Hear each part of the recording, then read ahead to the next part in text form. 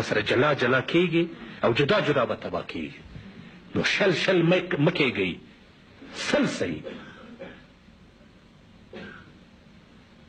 په دې ترتیب د خوستیانو سره مصروف سئ، د خپلو قومونو سره مصروف سئ، دغسې فهرستونه او لیستونه سره جوړ کړئ، جرګې ولېږئ هر چېرته، د خبرو له لارو څخه یې فیصله کوئ. اول زه ورته حاضر آماده یم.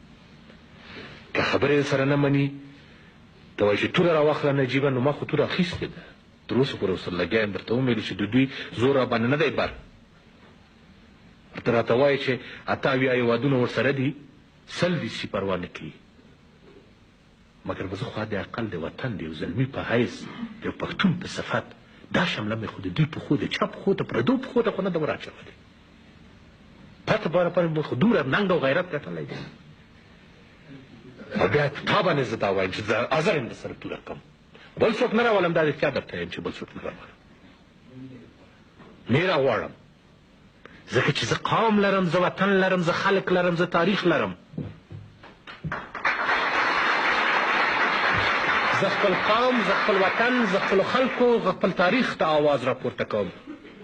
چې راپورته سئ، ملاوې وتړئ چې چېرته څه خل توره کوئ، زه حاضر یم. په تاسو په مخ کې په اول قدم کې سره لاړ شو. بسم الله.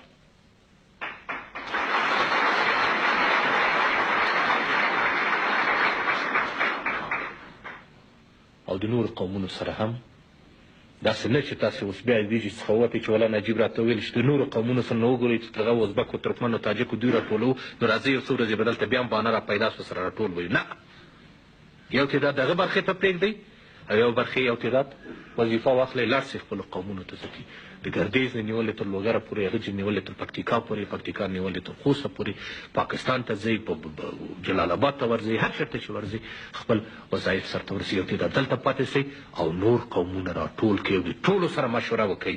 ځکه چې د افغانستان خاوره د ټولو افغانانو خاوره ده. او ستاسې بزرګواري به په دې کې وي چې تاسې دا مشوره د نورو قومونو سره او د نورو ملیتونو سره شریکه کړئ. لکه چې په لویې جرګې کې کښېنئ، لکه چې تاریخ دا ښودلې ده.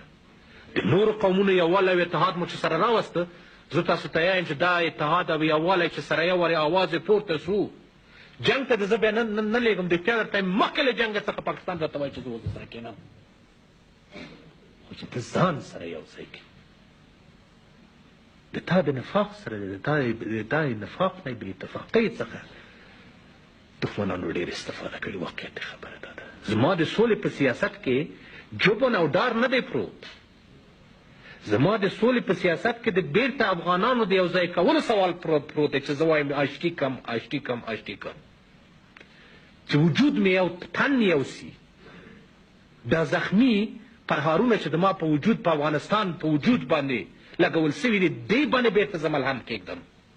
او د دغه سیاست څخه دی چې پاکستان او نور ټول یېرېږي چې که دا افغانان یې راته بیرته یو ځای کړل، سبا ته به زه څه خیل ځواب وایم. نو ځکه تاسې د دې قومونو، ملیتونو، د خپلو پښتنو او د سیمو د خلکو یووالی او اتفاق ما ته راکئ. د هر شي چې فتح غواړئ تاسې، زه بیرته تاسو ته ضمانت درکوم. بس دغه لفظ جنګ، زه وایم چې جنګ مه کوئ، چې صرف د اتفاق آواز مو پورته سي. اوس خو د دې خاطر نه دی لګیا دی، که نه موږ خو د اسکندر سره هم صاحب او د مغولو سره هم صاحب، د عربو سره هم، د ټولو سره دغه کړي، د انګریزانو سره هم خپل زور آزمایلی دی. نه شوروي را سره وو، نه بل څوک را سره وو، د موږ پلرونو او نیکونو زور تاسې آزمایلی دی که نه ده آزمایلی، که دا تاریخ درواغ وایي. نو چې کله په چقمقي ټوپکو او په سیلاوو او په زنګزده چړو باندې مو خپلې تورې کړي دي، دا یې دې خاطر نه مو کړي دي چې تاسو ټول افغانستان به سره، ټول افغانستان به سره راټول سوئ او سره اتفاق به سوئ. میر مسجدي به د دې څخه صاحب راپورته سو، صاحب د کودامن څخه، او عثمان خان پرواني به د پروان څخه راپورته سو، امین الله خان لوګری به د دې څخه راپورته سو، ملا مشک عالم به صاحب د وردګ څخه راپورته سو. او په دې ترتیب به د ټول وطن څخه یو آواز راپورته سو چې ورورکه اوس موږ هېڅ شی نه پېژنو، د تجاوز سره مواجه یو، د دښمن سره مواجه یو. په دې کې جرګې وکړي چې یوه جرګه مو سره یو ځای سوه، او یو اواز مو پورته سو، زه تاسو ته لیکلې در کوم چې سبا ته به دغه پاکستان درته رامنډې کوي